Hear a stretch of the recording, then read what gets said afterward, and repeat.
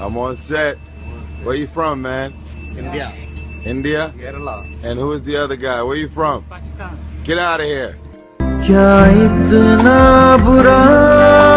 अब ये बताइए 70% लोग 35% से कम आयु के हैं, पर भारतीय सेना की औसत आयु 32 वर्ष।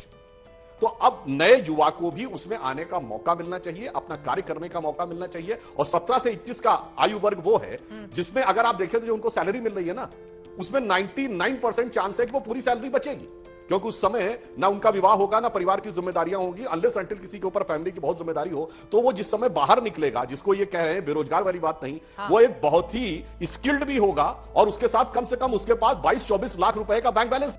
बात तो सही है। आर्म फोर्सेस के जज्बे की बात पे कांग्रेस बात करती है। 26/11 के हमले के बाद हमारी सेना तैयार थी, और तो और बैरक ओबामा ने अपनी किताब द प्रॉमिस लैंड में लिखा है कि मनमोहन सिंह जी से टॉक के आधार पर 2010 में उन्होंने बोला कि उन्होंने इसलिए पाकिस्तान के खिलाफ कठोर कार्रवाई नहीं की कि राजनीतिक दृष्टि से भाजपा को फायदा न मिल जाए।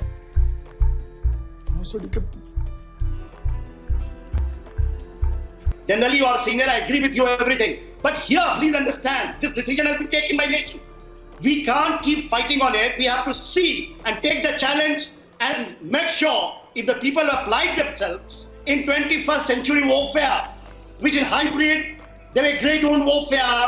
You can't have the thing, the frontier army which we had. There were deadlocks, sir. I have also fought Kargil war. I have seen these young people, how they have contributed. आपकी औकात क्या है बताइए मुझे। पप्पू जी, एक जो पप्पू है उससे कम औकात आपकी है, और वो वाला जो पप्पू है उसकी भी कोई औकात नहीं। व्यक्ति हिंसा करे, हमारे वर्दी पहने पुलिस कर्मियों पे हाथ उठाए, या इस तरह से अगर हिंसा होगी तो ये बर्दाश्त नहीं की जाएगी। और ये लगता है ये पप्पू यादव जैसे जो नेता है ना, यही लोग षड्यंत्र करते हैं। ये लोग एक व्यक्ति को नौकरी नहीं दे सकते, लेकिन अराजकता फैलाने में दोनों पप्पू बहुत आगे हैं।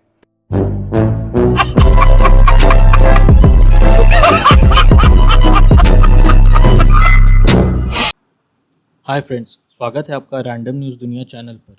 आज हम देखेंगे कि अग्निपथ योजना आने के बाद जो प्रोटेस्ट हो रहे हैं उस पर बीजेपी का क्या कहना है और ये योजना बेहतरी के लिए है या नहीं, इस पर विपक्ष क्या कह रहा है। चैनल को सब्सक्राइब नहीं किया है तो कर लीजिएगा। बताते हैं ऐसा गलत हो सकता है, शांत रहिए। एक बात मैं डराइए नहीं, किसी को कोई डरने वाला नहीं है। ये मोदी जी की आप एक बात मैं आपको बता दूं, पहले शांत। आपकी औकात क्या है बताइए मुझे। पप्पू जी, एक जो पप्पू है उससे कम औकात आपकी है, और वो वाला जो पप्पू है उसकी भी कोई औकात नहीं। अमीर जी शांत कराइए इनको। अच्छा ठीक है, भाषा की मर्यादा दोनों तरफ से रखी जाए। मैं निवेदन कर रहा हूँ पप्पू यादव, आप अपनी टर्न पे बोले, वो अपनी टर्न पे बोले। आप अपनी मर्यादा में रहिएगा। गौरव जी, आपको आपके बारे में मुझे चलिए ठीक है। पप्पू यादव जी, आप नाराज हो रहे। पप्पू यादव आप अपनी बात को रखिएगा। गौरव भाटिया अपनी बात रख ले, 1 मिनट और फिर आप रखिए। कॉर्पोरेट के दलाल हैं।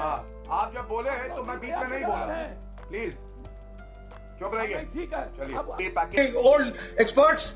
Okay, what? Okay, so I'll put that to General Sinha. You needed minimum 5 years. I've just explained. Okay. No. I've just explained. No, Arnab, just let me present my side of the argument.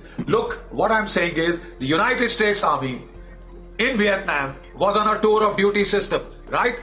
And they had to change to all volunteer army. The American army today is an all volunteer army. From a conscript army, they had to change to an all-volunteer army. That was the prime lesson of the Vietnam War. This is not conscription. Don't learn from your own This mistakes. is not conscription. General Sinha is responding to General Sinha versus General GD Bakshi.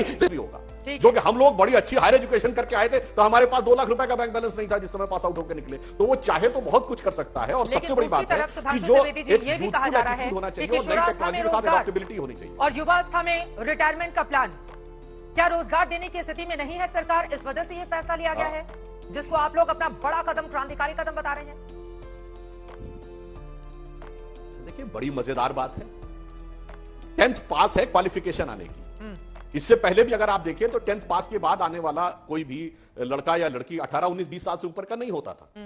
अब अगर आप देखें तो यहां तो उनको अच्छा रोजगार मिल रहा है 17, 18 में, 21 से 22, 23 की उम्र के बीच में। अब अपने आप उसको बेरोजगार बना दिया।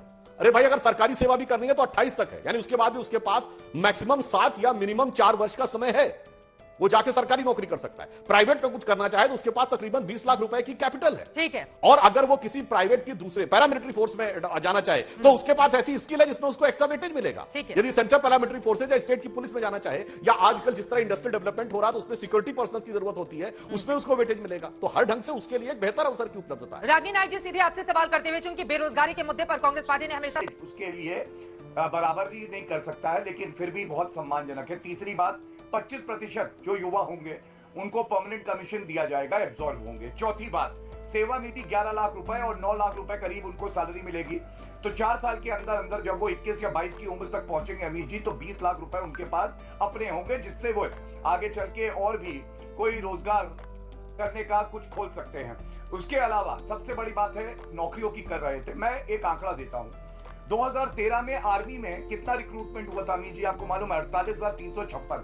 2019-20 में कोविड समय के पहले वाला वर्ष है, 2 साल कोविड की वजह से नौकरियां जो है आर्मी में कोई रिक्रूटमेंट नहीं हुआ, 78,621 हुआ, मतलब 60% ज्यादा।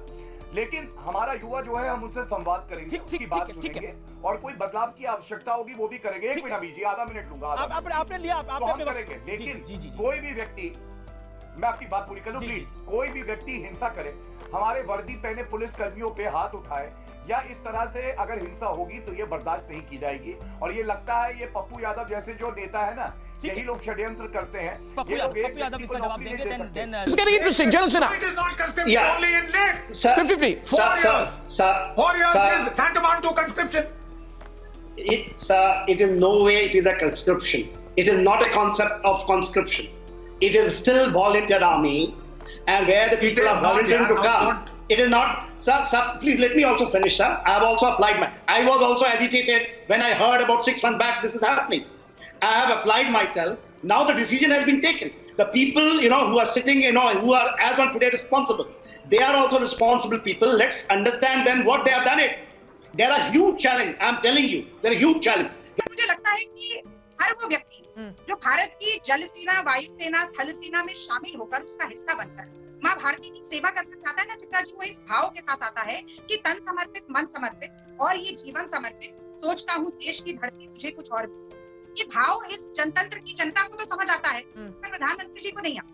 वो प्रधानमंत्री जी जो चीन की घुसपैठ के बाद अपने ही शहीद सैनिकों का मजाक उड़ाकर ये कह देते हैं कि नकली अंदर घुसा देश में आया, उनको भाव समझ में नहीं आए। इसीलिए न सिर्फ हमारी सेना का बल्कि सेना की शिक्षण शैली का भी सरलीकरण ये अग्निपथ स्कीम ने करके दिखाया। आपने अभी आप जो अपनी बाइट चैनल दिखा रही थी, उनमें भी एक आर्मी के अफसर ये बात कह रहे थे कि 7-8 साल में तो बेसिक ट्रेनिंग होती है। आप कह रहे हैं कि आप हर तरीके की एक्सपर्टीज 4 साल में देंगे। मैं ये भी जानना चाहती हूँ कि 4 साल के बाद उन 46,000 नौजवानों में से 75-80% जिन्हें आप डंप करेंगे उनका क्या होगा? क्या वो वही मोदी जी ने जैसा कहा था कि नाली की गैस से पकौड़े तलेंगे, क्या ये करने के लिए आप छोड़ देंगे? The huge challenge is only one in my mind. That is regimentation, which we talk about. Naam Namak Nisan. Other than there is no challenge. Let me put it across. Please don't mind it. Generally, you are senior. I agree with you everything. But here, please understand, this decision has been taken by nature. We can't keep fighting on it. We have to see and take the challenge and make sure if the people have applied themselves in 21st century warfare, which is hybrid, there is grey zone warfare. You can't have the thing, the frontier army which we had. There were deadlocks, sir. I have also fought Kargil war. I have seen these young people, how they have contributed. देखिए, वैसे तो मैं इस विषय पे गंभीर बहस करना चाहता था, पर थोड़ा उपयुक्त नहीं लगा कि रागिनी जी ने गाल बजाने जैसे शब्द का प्रयोग किया। और मैं यह भी कहना चाहता हूं, आपने जो कविता बोली, ध्यान रखिएगा रागिनी जी, ये संघ का गीत है। आगे की लाइन थी, स्वप्न अर्पित, प्रश्न अर्पित, आयु का क्षण क्षण समर्पित, चाहता हूं देश की धरती तुझे कुछ और भी दूं। और दूसरा जो आपने जज्बे की बात कही, आर्म फोर्सेस के जज्बे की बात पे कांग्रेस बात करती है।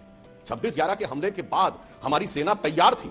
और तो और बैरक ओबामा ने अपनी किताब द प्रॉमिस लैंड में लिखा है कि मनमोहन सिंह जी से टॉक के आधार पर 2010 में उन्होंने बोला कि उन्होंने इसलिए पाकिस्तान के खिलाफ कठोर कार्रवाई नहीं की कि राजनीतिक दृष्टि से भाजपा को फायदा न मिल जाए। अगर कांग्रेस की हैसियत है तो बैरक ओबामा पे जाके मुकदमा दायर कर दे कि आपने हमारे प्रधानमंत्री को कोट करते हुए कैसे किया है। वैसे ध्यान रखना चाहिए, वो लोग टेप करके भी रखते हैं। खैर, ये तो जज्बे की बात। अब मैं आता हूं फैक्ट के ऊपर बात करने के लिए।